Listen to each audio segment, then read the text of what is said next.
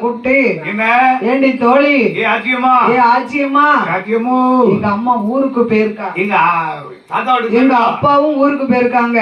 ஆமா, அதனால இன்னைக்கு நீ மாடு பத்தும் போது என்னைய கூப்பிடு. நீ மாடு எல்லாம் பத்திட்டு போல, எருவு மாட்டை பத்திட்டு போகலாம். தொழுவுல மாடு இன்னைக்கு நானும் இன்னைக்கு உன் கூட மேய்க்க வாரேன். நானும் நீ எருவு மாட்டை பத்திட்டு போவோம், உன் கூட இன்னைக்கு வாரமுக்கோ. அப்படி ஆச்சியம்மாளும் முத்துமாலை அம்மாளும் ஆச்சியம்மா வீட்லயும் ஆடு மாடு ஆமா அங்கே நிக்கி நிறைய நிக்கி. ஆமா, இவ வீட்டுல கேட்கவா செய்யணும், கேட்க செய்யணும். அக்காலும் தங்கையும் போல 2 பேர்களுமாக ஆமா, முத்துமாலையம்மா தொழுவுக்கு வந்த எரும மாடு அப்ப நிறைய.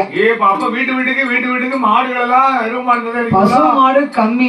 ஆமா, மொத்தத்திலேயே வீட்டுக்கு மாடு அந்த காலம்லாம் 10, 20, 30 மாடுன்னு பொம்பளைய ஒத்தையில மேய்ச்சிட்டு வந்துருவாங்க. சீதேவி நின்னாலே அந்த வீட்டுக்கு சிறப்புன்னு இருக்கான்.